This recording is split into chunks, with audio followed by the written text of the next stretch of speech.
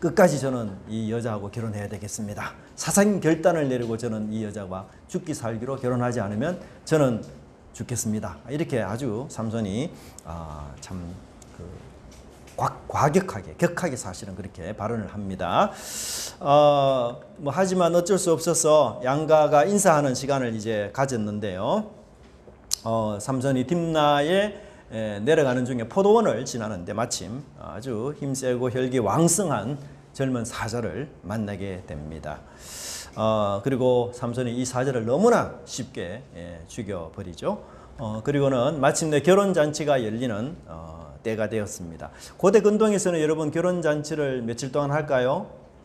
보통 일주일 합니다. 그래서 일주일 동안 먹고 마시고 이렇게 기분 좋은 그런 시점에서 삼손이 블레셋 사람에게 수수께끼를 하나 내는 거죠. 먹는 자에게서 먹는 것이 나오고 강한 자에게서 단 것이 나왔다. 근데 이 수수께끼를 사실은 아무도 풀지 못해요. 블레셋 사람들이. 그래서 이 블레셋 사람들이 삼손의 아내 될 여인을 협박을 합니다. 나에게 이 수수께끼를 남편한테 물어서 이야기해 주지 않으면 당신네 집들을 내가 다 불러 태워버리겠다. 무시무시한 협박을 하는 거죠. 그래서 삼손이 사실은 이 수수께끼를 자기가 분명히 이길 것으로 생각을 했는데 마지막 날 이 30명의 친구들이 와서 정답을 말해버립니다.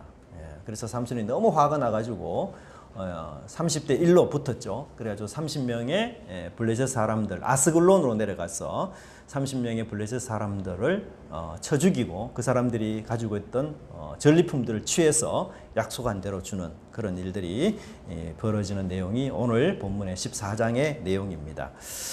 사실 삼손은 가장 먼저 자기 눈에 좋은 대로 살고 싶은 삼손의 모습이 그려지고 있습니다. 14장 1절과 2절을 여러분 한번 보시면 삼손이 딥나에 내려가서 거기서 블레셋 사람의 딸 중에서 한 여자를 보고 올라와서 자기 부모에게 말하되 내가 딥나에서 블레셋 사람 딸 중에서 한 여자를 보았사오니 이제 그를 맞이하여 내 아내로 삼게 하소서 이렇게 말합니다. 삼손은 여기에 내 눈에 보기 좋은 여자를 내가 발견하고 찾았으니까 부모님은 나에게 결혼을 시켜주세요 이렇게 요청하고 있습니다. 사실 여러분 삼손은 어떻게 태어난 사람입니까? 불임의 몸에서 태어난 하나님의 아주 멋진 작품이었죠. 그 가문에 아들 하나뿐이었고 아주 소중한 그야말로 천금 같은 아이였습니다. 제가 한 15년 전에 울산에서 사역을 했는데요. 모 교회 협동으로 있을 때에 남편은 성이 금집사님이었습니다. 금씨 아시죠? 김씨가 아니고 금. 그리고 아내는 천집사님이었어요. 천집사님. 이 40대 아마 초반에 이 두 분이 결혼을 했어요. 그러니까 한 15년 전 같으면 40대 초반 결혼이 쉽지는 않는 결혼이잖아요. 근데 결혼을 했는데 예상한 대로 아이가 잘 생기지 않았어요. 그래서 우리가 같이 제가 그 맡아 있는 부서의 귀한 집사님들이어서 함께 기도하고 하나님께서 긍휼하게 달라 이렇게 기도했는데 마침 딸을 주셨어요. 그래서 제가 그 두 분의 성을 붙여가지고 집사님 천금 같은 아이를 낳았습니다. 제가 그렇게 한 번씩 농담 삼아 이야기를 한 적이 있습니다. 남편은 금씨고 아내는 천씨니까 그야말로 천금 같은 아이를 하나님이 주셨어요. 삼손 역시 그렇지 않겠습니까? 자녀를 가지지 못한 가정에 주어지는 정말 하나님의 빛나는 선물이었고 삼손이 태어날 때에 그의 아버지 어머니가 얼마나 기뻐했겠습니까? 여러분 마노아라는 이름은 안식이라는 뜻이에요. 안식. 그래서 아마 마노아가 자기 이 아들을 낳고 난 뒤에 참된 안식을 얻지 않았나 그 생각이 듭니다. 또 여러분 나시린을 잉태한 이 엄마가 나시린 규정을 친히 지켜야 되잖아요. 그러니까 그 아이를 잉태한 10달 내내 먹는 거 다 가려서 포도하고는 절대로 먹으면 안 되고요. 또 심지어 뭐 초상집 혹은 부정한 것 이런 거 절대로 만지면 안 돼요. 그러니까 이 아이를 잉태한 엄마 입장에서도 최선의 노력을 다해서 그렇게 주의해서 조심해서 그래서 하나님의 역사와 그 잉태한 엄마의 그 수고 헌신으로 바로 태어났습니다. 아마도 어머님은 보통 우리 어머님은 아이를 잉태하는 순간부터 이 아이의 이름을 뭘로 지을까 이런 고민을 할 것이에요. 아마도 이 삼손의 부모님도 엄마도 특별히 아이를 잉태하는 순간 아이 이름을 어떻게 짓지 무엇으로 짓지 이런 고민을 했을 거예요. 우리 한국에서는 자녀들을 낳으면 주로 누가 이름을 많이 짓습니까? 아버지나 혹은 뭐 할아버지 이런 분들이 이름을 많이 짓죠. 그런데 성경은 주로 누가 이름을 지어요? 여성분들이 이름을 다 지어요. 그래서 앞으로 우리 기독교 여성분들이 아기를 놓으면 본인이 이름을 지으십시오. 이게 이제 여기 사사기에도 보면은 여인이 아들을 낳음에 이름을 삼손이라 하니라. 삼손의 엄마가 자기가 낳은 아들 이름을 짓습니다. 사실은 하나님과의 관계 속에서 이 아이가 어떤 인물이 되었으면 좋겠다 이런 기대와 소망을 갖고 이름을 짓습니다. 근데 여러분 삼손이라는 이름 뜻이 뭔지 아세요? 따라합시다. 작은 태양.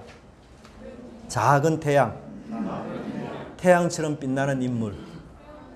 네. 그래서 제가 환하다는 얘기를 아침에 인사를 했습니다. 여러분 부모들이 아이를 이름 지을 때 보통 기대감을 가지고 이름을 짓죠. 우리 아들도 삼열인데요. 외할아버지가 사실 지어준 이름입니다. 그 삼열은 사무엘의 한자 이름이죠. 다니엘은 보통 단열이라고 부르고요. 사무엘은 보통 삼열이라고 부릅니다. 근데 이제 한자로는 삼자에 기뻐할 열자. 그렇게 해서 삼위 하나님이 기뻐하는 자다. 이런 뜻입니다. 근데 어떤 사람들은 이 21세기 이름치고는 너무 촌스럽다. 삼열, 영어로 하면 쓰리조이가 돼요. 쓰리조이. 그래서 쓰리조이가 뭐냐 이런 얘기를 하는데 저는 또 국제화의 시대에 맞도록 이름 잘 지었다. 이제 이 생각을 또 하고 있습니다. 제가 오전에 우리 교회 성도들 자녀들 이름 또 한번 쭉 봤는데 신앙이 묻어나는 이름이 많더라고요. 주호, 주님을 부르는 사람. 또 주원, 주님이 원하는 아이. 얼마나 신앙적입니까? 그럼 뭐 주하는 더해요. 주하, 주님과 하나님, 주 하나님. 그럼 주하를 부를 때마다 주 하나님을 생각하십시오. 네, 그 외에도 뭐 온유, 담비, 참 좋은 이름들이고 부르지 않는 이름들도 다 좋습니다. 실망하지 마시기 바랍니다. 근데 우리가 사실 자녀를 낳기 전에 태몽을 다 꾸잖아요. 거의 많은 분들이. 근데 그 태몽을 여러분 잘 우리가 잊지 않죠. 기억하면서 두고두고 아이가 태어났을 때에 야 내가 엄마가 너를 잉태했을 때 이런 꿈을 꾸었다 이러면서 아이에게 말하기도 하지 않습니까? 근데 삼손의 어머니 같은 경우는 삼손이 태어나기 전에 여호와의 사자가 나타나서 계시하셨기 때문에 그 내용은 절대로 잊을 수가 없는 거죠. 그래서 하나님의 이 삼손을 위해서 하나님이 어떤 사람이 되기를 바라는가 이런 마음의 소원을 품고 있다가 이 아이 이름을 삼손이다. 그래서 작은 태양이다. 그 말은 뭐예요? 지금 이스라엘의 현실이 뭐예요? 너무너무 어둡다는 거죠. 그래서 약속의 땅, 젖과 꿀이 흐르는 그런 땅에 왔지만 자유는커녕 평화는커녕 오히려 애굽 때처럼 이 블레셋의 압제 아래에서 너무너무 괴로운 나날들을 보내고 있다. 그래서 이 아이를 통해서 이제 이스라엘 백성들에게 자유와 구원의 새로운 시대, 어두움이 물러가고 이제 빛이 임하는 그런 밝은 시대가 오기를 소망하는 마음에서 이 삼손의 이름을 작은 태양 그렇게 불러주었던 것입니다. 옆에 분하고 인사 한 번 더 하십시다. 얼굴이 빛이 납니다. 네, 작은 태양입니다. 네. 근데 우리가요 이 24절을 보시면 여기 특이한 표현이 하나 나오는데 여호와께서 그에게 복을 주시더니 이런 표현이 나오고 있습니다. 여러분 이제 사사기에는 12명의 사사가 나오는데요. 어떤 사사에게도 하나님께서 복을 주셨다라는 표현이 아무도 없어요. 삼손은 어떤 의미에서 마지막 사사이면서 하나님의 복을 가장 많이 받은 사사예요. 그래서 하나님의 복을 받았다라는 사사는 삼손밖에 없습니다.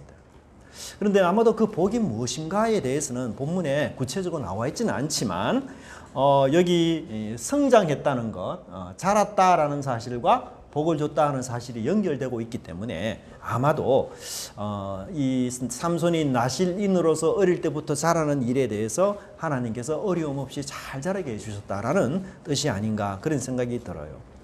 여러분 나실인으로 아이를 키운다는 게 쉬운 일일까요? 어려운 일일까요? 정말 어려운 일입니다. 왜냐하면 이 아이에게 포도와 관련된 것은 일체 먹이면 안 되잖아요. 그 짐승의 시체까지도 안 돼요. 사람의 시신은 물론이고. 그러니까 얼마나 아이가 이 부정한 것 접촉하지 않게 해야 되고요. 포도나 이런 것들 함부로 먹지 못하도록 부모가 일일이 신경을 써줘야 되니까 이 보통 사실 아이 키우는 것보다 배나 더 수고가 많이 듭니다. 여러분 혹시 어릴 때 우리 자녀가 아토피 피부병 때문에 고생하면서 키운 부모님 계십니까? 제가 아는 어떤 한 부모님은 아이가 아토피가 너무 심해가지고 진짜 고생을 많이 했어요. 기도도 하고. 근데 아토피는 여러분 아이들이 먹는 것을 굉장히 주의시켜야 돼요. 함부로 못 먹입니다. 그죠? 그래서 그 부모님이 아이의 그 간식거리를 일일이 챙겨오고요. 아이가 이상한 거 먹으면 절대로 못하게 말리고, 예, 그거 먹으면 그 다음에 바로 발진이 일어나거든요. 피부에. 그러니까 얼마나 조심하면서 엉뚱한 건 먹지 못하도록 몇 신경 쓰고. 그래서 보통 아이를 키우는 것보다도 사실 2배, 3배 더 노력이 필요해요. 근데 마치 삼손도 나실인으로 태어났기 때문에 집에 아토피 걸린 아이를 키우듯이 그렇게 세심하게 신경을 쓰면서 부모님이 키워줘야 되는 것이에요. 그래서 이 나실인의 규정들을 하나도 어기지 않고 정말 잘 자랄 수 있도록 하나님께서 그 아이를 도와주셨다. 그렇게 이야기를 하고 있습니다. 그러니까 삼손은 부모와 하나님께서 합작해서 삼손이 나실인으로 또 그가 이스라엘을 해방시킬 위대한 사사로 세울 수 있는 모든 일들을 다 한 것으로 볼 수가 있습니다. 가문의 기둥이었고 정말 부모의 소망이었으며 더 나아가서는 우리 이스라엘 전체 공동체의 아주 기대주, 그죠? 기대를 걸만한 그런 사람, 밝힐 등불이었던 것이었어요. 그래서 하나님의 복을 받고 또 하나님의 신의 감동을 받고 작은 태양이라는 이름을 가진 이 삼손이 참 이제 어른이 되었을 때 우리 여러분 기대가 있지 않습니까? 야, 삼손이 정말 이제 그렇게 멋지게 자랐기 때문에 하나님의 손에 쓰임 받아서 이스라엘을 구원하는 일을 이제 할 것이다. 이렇게 기대를 잔뜩 했는데요. 의외로 삼손의 첫 번째 행동은 우리의 기대에 크게 미치지 못하고 있었던 것이었습니다. 삼손의 첫 번째 행동은 블레셋의 딥나로 내려가는 그런 상황이었는데요. 이 딥나는 바로 여기가 딥나입니다. 딥나. 그러니까 소라 땅이 여기거든요. 소라 땅. 예. 그래서 소라에서 딥나로 넘어가서 삼손의 고향이 소라죠. 예. 그래서 여기 블레셋이 있고요. 여기가 유다 지파 땅이고요. 삼손이 단 지파 사람이거든요. 그래서 삼손이 여기 단 지파 사람. 유다하고 단이 이렇게 붙었어요. 지파가. 그래서 이렇게 형성이 되어 있습니다. 그래서 가장 먼저 딥나로 내려가서 엉뚱한 일을 했는데 삼손이 사명을 성취하기 위해서 블레셋으로 내려간 것이 아니라 예상을 완전히 깨고 그가 처음 한 일은 바로 여자를 보는 일이었습니다. 삼손은 이 블레셋의 한 여자를 첫눈에 보고 반해버렸던 것 같아요. 그리고는 바로 돌아와서 부모에게 내가 첫눈에 반한 블레셋에 너무 아리따운 여인이 있으니까 그 여인과 결혼시켜 주십시오 라고 때를 쓴 것으로 볼 수 있습니다. 여러분 당시 결혼 풍습은요, 자녀들의 결혼이 양가 부모의 결정에 의해서 이루어집니다. 근데 삼손은 당돌하게도 부모님에게 요청을 해요. 부모님, 제가 딥나에서 아주 아리따운 여인 하나를 보았는데 제 아내로 삼으면 어떻겠습니까? 라고 부모님께 제안을 하거나 부모님께 생각을 좀 해주십시오 라고 이렇게 요청하는 것이 아니라 강요하고 있는 그런 모습을 가지고 있습니다. 사실 양가 부모님이 먼저 만나서요, 부모님끼리 인사도 하고 그러면서 신부값을 정합니다. 고대 근동에서는 신부값을 이렇게 부모님들이 서로 이렇게 정하고 그러면은 이 신부의 가격이 대충 이제 합의가 되면 신랑의 아버지가 신부의 아버지에게 신부값을 지불을 해요. 그러면 이제 그 신랑과 결혼할 수 있도록 이렇게 되어 있습니다. 좀 여러분 좀 실은 이게 너무 좀 심하죠, 그죠?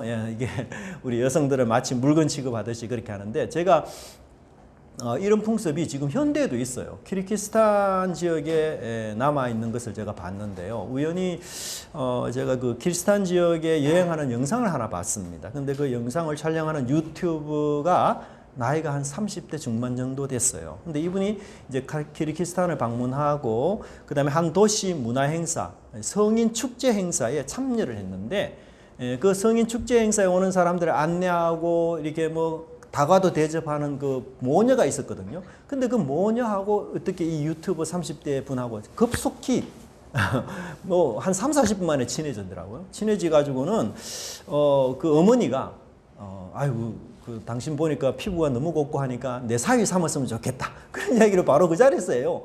근데 그 딸이 한 20대 거의 금방 된 딸이에요. 그러니까 이 유튜버가 깜짝 놀라서 아니 내 나이가 지금 30이 넘었는데 20대 초반인 그 당신네 딸하고 결혼해도 괜찮겠습니까? 이렇게 물으니까 괜찮다고 결혼해서 이제 우리 키르기스탄에 와서 살면 된다고. 근데 신부값이 필요해 이런 얘기 하더라고요. 그 엄마가. 근데 신부값이 얼마나 정도 됩니까 하니까 우리나라 하나 돈으로 한 5, 600 정도 든다. 5, 600 정도. 500 내지 600만 원 주면은 결혼할 수 있다는 거예요. 그러니까 이게 성경에만 이런 제도가 있는 게 아니고 아직도 이 그 키르기스탄이나 이런 그 건동 문화 쪽에서는 이런 것이 문화가 되어 있구나 그 생각이 들었습니다. 이 삼손의 결혼 요구를 보면 여러분 굉장히 즉흥적이고 또 다혈질적이고 아주 감정에 충실한 그 충동적인 사람이라는 것을 우리가 알 수가 있습니다. 여러분 우리가 결혼을 뭐 하룻밤 충동적인 사랑으로 할 수 있는 게 아니잖아요. 그런데도 삼손은 한 번 본 그 여인에게 홀딱 빠져가지고 부모에게 아주 무리하게 결혼을 시켜달라라고 요구하고 있습니다. 이 2절과 3절의 내용을 여러분 자세히 보시면 이 결혼이 부모의 권한 아래에 있는 게 아니고 삼손의 권한 아래에 있다는 사실을 우리가 볼 수 있습니다. 그리고는 부모에게 강제적으로 강압적으로 요구하면서 무리하게 조르고 있습니다. 3절에서 삼손의 이런 모습에 대해서 부모가 분명히 반대합니다. 그것은 굉장히 신앙적이고 합당한 이유죠. 그런데도 삼손은 이 부모의 신앙적이고 합당한 이유에 대해서 전혀 생각하지 않고 그냥 막무가내로 그냥 무대포로 밀고 나가는 사람입니다. 3절을 보면 이런 표현이 나오는데요. 나를 위하여 그 여자를 데려오소서. 우리 성경에는 좀 점잖게 표현되어 있지만요. 원문에는 이게 명령형으로 나와 있어요. 아버지, 나를 위해서 저 여자 데려오세요. 굉장히 당돌하죠. 그래서 데려오지 않으면 저 죽겠습니다. 이렇게 해서 완전히 땡깡을 까고 오히려 아버지를 협박하는 그런 모습을 가지고 있어요. 그러면 삼손이 그렇게 사랑하는 이유가 뭘까? 그 이유가 있어야 되지 않겠어요? 그 이유가 뭔가 하면 여기 보시면 내가 그 여자를 좋아하오니. 딱 한마디가 나와요. 내가 그 여자를 좋아하니. 다른 이유가 아니에요. 무슨 현모양처다, 무슨 성품이 좋다, 신앙이 좋다, 사람이 사교성이 있다. 전혀 아니에요. 그냥 내가 그 여자를 좋아하니. 이 말은 뭔가 하면 내 눈에 복이 좋사오니. 이런 뜻이에요. 7절에도 보시면 그가 내려가서 그 여자와 말하니 그 여자가 삼손의 눈에 들었더라. 눈이라는 단어가 중요해요. 내가 좋다라는, 내가 보기에 좋사오니, 내 소견에 좋사오니, 내 눈에 좋사오니. 참 생각해서 하는 말이 아니에요. 굉장히 충동적이고 즉흥적입니다. 내가 좋으면 끝이에요. 하나님이 그것이 좋아하시는 건지, 부모님이 그것이 기뻐하는 일인 건지, 그게 이웃이 덕이 되는 일인 건지 그런 것에는 안중에도 없어요. 그냥 내 눈에 좋고 내가 기준이고 내가 중심이고, 그래서 결론은 내 마음대로 내 뜻대로 결혼하겠습니다. 여러분, 하나님께서 이방 여인과 결혼을 금지하신 이유가 뭐죠? 신앙의 변질 때문입니다. 여러분이 잘 아시는 위대한 구약의 임금, 지혜가 어떤 세상의 사람들보다 뛰어난 솔로몬. 그 솔로몬도 여러분 이방 여인과 정략 결혼을 했었어요. 그래서 결국 어떤 일이 벌어졌습니까? 솔로몬의 궁궐이 우상천지가 됐어요. 정략 결혼한 신부들이 자기 나라에서 섬기던 우상들을 다 가지고 온 거예요. 그래서 신부 방에 가면 우상이 하나씩 다 있는 겁니다. 그리고 솔로몬이 결국은요, 하나님을 등지고 하나님을 버리고 우상을 섬기는 그런 끔찍한 일이 결국은 발생이 되었어요. 그래서 열왕기를 보시면 이런 표현이 나오죠. 솔로몬의 나이가 많을 때에 그의 여인들이 이 후궁들을 뜻하고 있습니다. 정략 결혼한 그의 마음을 돌려 다른 신을 따르게 하였으므로 왕의 마음이 그의 아버지 다윗의 마음과 같지 아니하여 그의 하나님 여호와 앞에서 온전하지 못하였으니 솔로몬이 마음을 돌려 이스라엘 하나님 여호와를 떠남으로. 이게 단초가 된 거예요. 그래서 하나님께서는 결코 이런 결혼을 하지 말라 그렇게 말했던 것이에요. 그런데도 불구하고 삼손의 고집은 뭡니까? 내 눈에 좋사오니 자기 소견에 옳은 대로 나는 행하겠습니다. 그렇게 표현하고 있습니다. 근데 여러분, 이 내 눈에 좋사오니 라는 말은요, 혹은 내 소견에 좋사오니 이런 표현은요, 사사기 17장 이후에 영적 도덕적 타락의 핵심이 되는 문구예요. 이 단어는요, 이스라엘의 영적 파탄의 전형적이고 아주 대표적인 문구입니다. 성경을 보시면 몇 번이나 이 표현이 나오는데요. 이 5번, 4번이 나와요. 그때는 이스라엘에 왕이 없으므로 사람마다 자기 소견에 옳은 대로. 이게 삼손이 했던 표현하고 똑같아요. 내 눈에 좋사오니. 여기 소견이라는 말은 여러분 의견이라는 뜻이 아닙니다. 내 눈, 소견이라는 말의 원어는 눈에 가까운 단어예요. 그래서 내 눈에 보기 좋은 대로 그렇게 표현되고 있습니다. 근데 마지막 또 보세요. 그때 이스라엘 왕이 없으므로 사람이 각각 그 소견이 옳은 대로, 내 눈에 좋은 대로. 이 단어의 시초자가 누군가 하면 삼손이에요. 그러니까 삼손은 이스라엘 영적 도덕적 타락의 구호인 내 눈에 좋사오니 라는 말을 처음으로 시작한 창조자, 창시자, 출발자였던 것이었습니다. 참 안타깝죠. 삼손은 나실인이었습니다. 정결한 삶, 하나님께 헌신된 삶이 어떤 것인지를 보여줘야 할 사람이었어요. 그런데 이제는 극단적인 이기주의의 모델이 되고 말았습니다. 하나님을 무시하는 발언의 주인공이 되고 말았습니다. 자기 눈에 좋은 대로 행하는 수많은 삼손 때문에 이스라엘 공동체가 지금 고통과 탄식의 눈물이 마를 날이 없는데도 불구하고 또 한 사람 삼손이 자기 눈에 좋은 대로 행하고 있습니다. 하나님이 주신 이 선물인 젖과 꿀이 흐르는 땅에서 하나님이 주신 생명인 삼손이 하나님의 기준이 아닌 자신의 기준, 자신의 욕망과 욕심을 따른 삶을 살아갈 때에 그것은 젖과 꿀을 맛보는 것이 아니라 괴로움과 쓰디쓴 아픔만을 맛보게 되는 것입니다.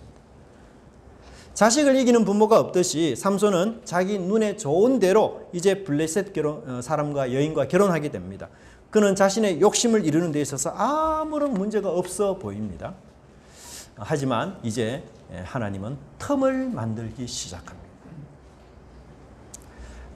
틈을 만들기 시작해요. 하나님이 빈틈을 만들기 시작합니다. 자, 5절의 말씀에 보면 삼손은 이제 뜻밖의 일을 만나는데요. 이게 하나님이 틈을 만드는 단초가 됩니다. 그 일이 뭔가 하면 포도원에서 젊은 사자를 만나게 됩니다.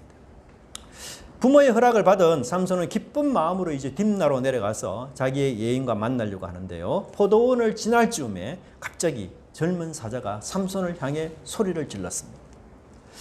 성경에 보면 부모와 함께 같이 내려갔다고 하는데요. 실제로 삼손만 사자와 마주칩니다. 그래서 아마도 부모가 먼저 내려갔거나 아니면 나중에 내려갔을 것으로 생각이 됩니다. 근데 여러분, 왜 갑자기 삼손에게 사자가 나타났을까요? 네.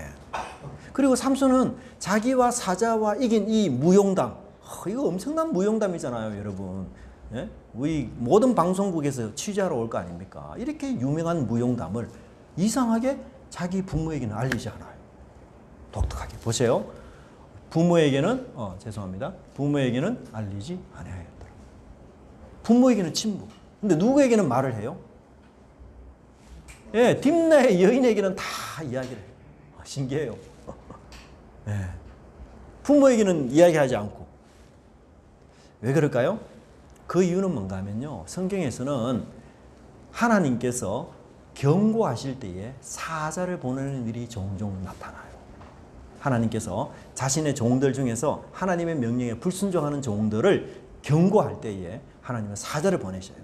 그래서 그 사자로 하여금 이 상해를 당하도록 그렇게 하나님 하셔요. 그래서 이 열왕기 하를 보시면 이런 본문이 나옵니다. 열왕기 상에 보시면 그 사람이 길에서 데리고 돌아간 선지자가 듣고 말하되 이는 여호와의 말씀을 어긴 하나님의 사람이로다. 여호와께서 그에게 말씀하신 같이 여호와께서 그를 사자에게 넘기심에 사자가 그를 찢어 죽였도다. 그러니까 하나님의 말씀에 불순종하는 자들이 계속해서 고집을 피울 때 하나님께서는 이 사자를 통해서 경고하고 징계하는 그런 장면이 나와요. 근데 사자가 여러분 보통은 우리가 동물들을 해칠 때 먹기 위해서 해치거든요. 그죠? 근데 보세요. 28절 그가 본적 그의 시체가 길가에 버림받았고 나귀와 사자는 그 시체 곁에 서 있는데 사자가 시체를 먹지도 아니하였고 나귀를 찢지도 아니하였더라. 사자의 본성을 완전히 거스르는 행동을 하고 있는 거예요. 사람을 죽였으면 그걸 먹는 게 맞거든요, 사자가. 근데 안 먹고 놔둬요. 심지어 사자까지, 나귀까지도 옆에 있는데 해치지 않아요. 그러니까 동물의 본성을 완전히 넘어서는 그런 일들을 하나님이 하셔요. 그러니까 하나님께서 이 딥나로 내려가는 삼손에게 사자를 보낸 가장 중요한 이유는 뭐예요? 하나님께서도 이 결혼을 어떻게 한다? 찬성한다, 반대한다? 반대한다는 표시예요. 그러니까 그 얘기를 누구한테는 안 합니까? 부모한테는 안 하는 거예요. 왜? 부모는 신앙적인 인물이기 때문에 그 사건을 야, 하나님이 이거 결혼하지 말라는 신호니까 너 결혼하지 마 하면 안 돼. 그렇게 또 부모님이 자기를 설득할까 두려우니까 아예 부모에게는 말하지 않아요. 근데 누구에게는 말합니까? 자기 여인에게. 왜? 이 사람은 불례전 여인이잖아요.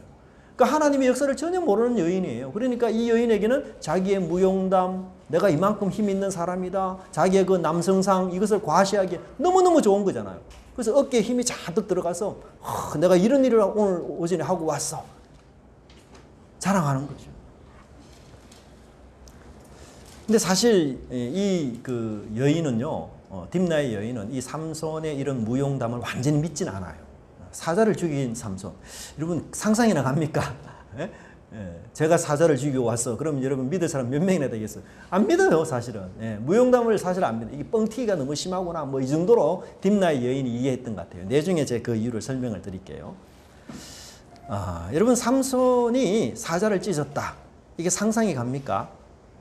삼손은 인간의 능력을 초월한다는 것을 말하고 있어요. 아마도 이 동물의 사자들을 맨손으로 찢어버릴 정도의 어떤 괴력은 이 그리스 신화에 나오는 어떤 헤라클레스라든지 이런 인물들이지 인간은 그런 일을 여러분 할 수가 없습니다. 그럼 보통 사자들을 어떻게 사냥하시는지 아세요? 유대인들이? 사자들을 어떻게 사냥하는가 하면요. 이 길에 산 언덕에 웅덩이를 크게 파고 그 웅덩이에 그물을 걸쳐 놓습니다. 그리고는 그 위에 나무가지로 이렇게 덮어놔요. 위장을. 그런 사자머리를 막 해가지고요. 사자가 그 웅덩이에 탁 빠지면서 밑으로 떨어지잖아요. 이 그물에 막 뒤엉켜 있는 이 사자를 누군가가 내려가서 칼로 찌르거나 창으로 찌르거나 해서 그렇게 죽이는 게 사자 사냥법이에요. 보통.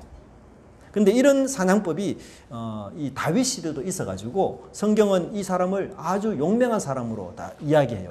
다윗의 그 30인 부하 중에 한 사람, 여기 보시면 브나야라는 사람이 있는데 이 브나야가 용맹스러운 일을 한지라 일찍이 모압 아리엘의 아들 둘을 죽였고 또 눈이 올 때에 구덩이에 내려가서 사자 한 마리를 쳐 죽였다. 이 사람도 대단한 사람이죠. 그죠? 눈이 올 때 구덩이에 내려가서 사자를 함정에 빠뜨려서 그물에 엉켰지만 사자가 여러분 보통 맹수가 아니잖아요. 쉽게 죽일 수가 없어요. 근데 그 괴물을, 그 사자를 죽인 이 사람을 다윗의 용감한 30인 용사 중에 한 사람에 포함이 돼요. 그러니까 여러분 삼손은 말할 필요가 없는 사람입니다. 삼손이 어떻게 사자를 죽였다고 성경은 말합니까? 때려서? 타격해서? 아니에요. 찢어서 죽였어요. 찢어서. 찢었어. 제가 오늘 오전에 오면서 이 동물의 이 악력 있잖아요. 씹는 힘. 이게 사자가 얼마나 정도 되는가 한번 살펴봤는데 우리 보통 인간이 씹는 힘이 한 100이라고 한다면요. 사자나 동물들은 1000 이상이 돼요. 가장 강력하게 씹는 동물들이 악어인데 3000 이상이 됩니다. 그러니까 이 악력, 씹는 힘이 우리 인간의 10배 이상, 심지어 30배 이상 강합니다. 네. 근데 이 그 사자를 어떻게 해요? 찢어주겠다. 찢어. 여러분 이 표현이 어디에 나오는가 하면요. 상상이 잘 안 가잖아요. 이 사자를 찢어주겠다. 여러분 혹시 여름에 삼계탕 드셔보셨습니까? 복날? 예, 복날 삼계탕 드시면 삼계탕 그 착 차려 나오면은 그 닭고기를 이렇게 탁 끄집어내서 찢잖아요. 그런 식의 표현이에요. 이 표현이 마치 푹 삶은 그 닭의 살을 하나하나 뜯어서 이렇게 소금에 찍어서 먹는 것처럼 삼손이 그렇게 쉽게 찢어 종이를 찢듯이 그렇게 찢어다니. 얼마나 놀라운 힘입니까? 여러분 이게 아주 굉장히 중요한 의미가 이 속에 있어요. 삼손이 하나님의 영이 임하였는데 하나님이 경고하는 사자를 죽였다는 말은 무슨 말인가 하면 삼손은 지금 하나님이 주신 그 힘을 하나님께 순종하는 데 사용하는 것이 아니라 하나님의 경고를 무시하는 데 자신의 힘을 사용하고 있다는 거예요. 무슨 말인지 이해되겠죠? 하나님이 주신 힘, 하나님이 주신 은사, 하나님이 주신 달란트, 하나님이 주신 그 재능을 하나님께 순종하는 데 사용하는 것이 아니라 하나님께 불순종하고 자기 고집과 자기 뜻을 위해서 사용하는 이 삼손이 바로 이 모습이라는 것이에요. 삼손의 사명은 블레셋 사람의 손에서 이스라엘을 구원하는 일이에요. 하지만 삼손은 그 사명을 다 팽개치고 내 욕망이 이끄는 대로, 내 눈에 좋은 대로, 내 욕심에 이끄는 대로 충실하게 나는 살아가련다 이렇게 결심하면서 집을 나간 사람이었습니다. 그래서 그 하나님이 주신 놀라운 재능과 힘을 하나님께 불순종하는 데 지금 사용하고 있는 것이에요. 오늘날 많은 사람들이 하나님이 주신 정말 좋은 멋진 은사와 그 달란트를 사람들이 자기 욕심을 위해서, 자기 욕망을 위해서 사용하는 일들이 얼마나 많이 있습니까? 훌륭한 과학적 재능을 갖고서 온 인류를 해치는 무기를 만드는 데 사용하고, 의학적 재능을 갖고서 불법 시술을 하는 데 또한 사용할 뿐 아니라 언변의 재능을 받은 사람이 권모술수에 악용하는 이런 일들이 이 세상에 얼마나 많이 있습니다. 오늘 본문에도 하나님의 꿈과 이 삼손의 꿈이 충돌되고 있어요. 그래서 동상이몽입니다. 오늘 제목처럼. 하나님은 삼손에게 주신 꿈이 있는데 삼손은 그 꿈을 포기하고 자기 꿈을 꾸고 있는 거예요. 그러면 하나님 여러분 삼손이 어떻게 하실까요? 하나님의 사명에 벗어난 이 삼손 마지막이 어떻게 될까요? 결국은 삼손이 자기 소견대로 자기 옳은 대로 살아가지만 자기 눈에 좋은 대로 살아가지만 자기 눈이 뽑히는 결말을 맞이하게 돼요. 그래서 하나님은 이렇게 이야기하십니다. 우리 성경에 이게 좀 번역이 잘못됐는데요. 이게 굉장히 핵심적인 구절을 같이 한번 읽어보겠습니다. 그때에 블레셋 사람이 이스라엘을 다스린 까닭에 여호와께서 틈을 타서 블레셋 사람을 치려하려 함이었으나 그의 부모는 이 일이 여호와께로부터 나온 것인 줄을 알지 못하니라. 여기에 사실은 이 단어가 삼손이 아니고 여호와입니다. 여호와. 삼손을 얻으면 말이 안 돼요. 여호와께서. 그러니까 뭐예요? 하나님의 꿈을 포기하고 자신의 꿈을 살아가는 사람들에게 하나님이 뭘 하기 시작하는가 하면 틈을 만들기 시작해요. 틈을 만듭니다. 인생에서 틈이 생겨요. 삼손은 자기가 하고자 하는 일이 성공하지 못해요. 하나님, 여러분 삼손이 특별히 여인과 사랑에 빠지거든요. 그래서 두 명의 여인하고 사랑하려고 하지만 그 사랑이 하나도 성사가 안 됩니다. 특별히 들릴라는 삼손이 정말 사랑했던 여인이었어요. 들릴라에게 마음도 주고 사랑도 주고 모든 정을 다 줬지만 들릴라는 삼손을 이용하고 배신했어요. 하나님 틈을 만들어 버립니다. 딥나의 여인과 결혼하려고 하잖아요. 결국 하나님께서 틈을 만들어서 결혼하지 못하게 만들어 버립니다. 여인에 대한 삼손의 사랑은 세상을 향한 우리의 사랑과 닮은 꼴입니다. 우리는 6일 동안 이 세상에 살면서 우리 눈과 귀를 통해 많은 유혹을 받고 있습니다. 잘 사는 사람들이 부럽기도 하고 하나님을 사랑하자라고 말하지만 실제로 마음은 물질에 관심이 있을 때가 충만할 때가 많습니다. 가장 기쁠 때는 묵상하며 하나님과 진실한 교제를 할 때보다는 직장에서 보너스를 두둑히 받을 때 그때가 아닙니까? 그래서 우리가 세상과 하나가 되고 싶은 열망, 세상에서 좀 잘 보여서 내가 출세하고 싶은 열망, 이런 열망으로 가득해요. 우리도 동상이몽입니다. 하나님은 우리를 향해서 빛나는 존재로 지으셨는데 우리는 이 세상에서 어떻게 하면 잘 살까에 열중하는 동상이몽의 상황이 되고 있습니다. 여러분, 우리가 태어났을 때를 생각해 보세요. 삼손처럼 우리도 부모님들의 기대주였지 않습니까? 집안의 기둥이었지 않습니까? 교회와 하나님 나라의 유일한 소망이었어요. 하지만 이제는 기둥이 아니라 천덕꾸러기가 되고 말았습니다. 하나님의 뜻대로 살아야 하는 이 나세린의 사명은 팽개치고 그냥 내 눈에 좋은 대로, 내 기분에 좋은 대로, 내 소견에 옳은 대로 살아가는 그런 영적 중환자는 아닙니까? 교회에 출석하고 예배를 드리고 찬양을 드리지만 하나님의 꿈과 여러분의 꿈은 지금 다르지 않습니까? 하나님이 원하시는 여러분의 그 인생 그림, 인생 설계와 여러분이 원하는 그 인생의 설계와 그림은 다르지 않습니까? 그렇게 된다면 저와 여러분의 인생에 틈이 생기게 될 것입니다. 되는 일이 없을 거예요. 부딪히고 또 부딪힙니다. 안 되고 또 안 되고 또 안 되는 것입니다. 여러분, 우리가 세상을 사랑해서 나가는데 잘 되면 안 돼요. 그렇잖아요. 그건 하나님 백성이 아니에요. 하나님 백성은 세상 사랑하면 잘 안 돼야 돼요. 그게 정상입니다. 하나님이 틈을 만들어 버립니다. 여러분, 세상을 사랑하지만 세상은 결코 여러분을 사랑하지 않습니다. 착각하지 마십시오. 세상은 배신의 대가입니다. 세상은 지조, 정조 없어요. 그냥 세상은 철저하게 물질 중심이고 권력 중심이고 그냥 힘과 자리가 최고 중심이 됩니다. 자기 소견이 옳은 대로 자기 눈에 좋은 대로 사는 삶에서 우리는 하나님이 부르신 나실인의 삶으로 돌아와야 합니다. 하나님의 꿈이 나의 꿈이 될 때에 저와 여러분의 인생은 가장 빛나게 되고 작은 태양처럼 이 세상에서는 없어서는 안 될 그런 빛들의 존재로 하나님이 만드시는 것입니다. 하나님은 여러분들을 이 세상의 어두움을 밝히는 빛으로 만드셨어요. 여러분들이 없다면 이 세상은 암흑천지인 것입니다. 빛의 삶은 오직 하나님의 백성인 여러분들에게만 가능한 것입니다. 그래서 그 빛의 삶으로 살아가서 하나님의 꿈을 이루는 그때에 하나님의 능력이 함께하는 저와 여러분의 귀한 삶이 되기를 간절히 바랍니다. 기도하겠습니다. 하나님 아버지 감사합니다. 오늘 저희들에게 귀한 말씀을 통해서 저희들이 하나님의 꿈을 벗어나 우리가 원하고 우리가 소원하는 또 우리 눈에 좋은 대로 살아가고자 하는 그런 욕심이 많은 존재들이 아닙니까? 하나님, 오늘 이 시간에 저희들의 사명, 저희들의 소명, 저희들을 나신인으로 작은 태양으로 부르신 하나님의 그 은혜들을 다시 한번 생각하면서 우리의 눈을 돌려 주님의 꿈을 다시 찾아가며 그 꿈이 나의 꿈이 될 수 있도록 기도하며 애쓰는 저희들이 되게 하여 주시옵소서. 지난날 세상에 잘 보이기 위하여 살아왔던 저희들이었다면 하나님, 거기 많은 틈을 통해서 얼마나 저희들이 많은 어려움과 실패를 당하였습니까? 이제 주께로 다시 돌아오니 하나님, 저희들을 통해서 빛나는 인생으로 새롭게 만들어 주시기를 원하옵나이다. 감사드리고 예수님 이름으로 기도드리옵나이다. 아멘.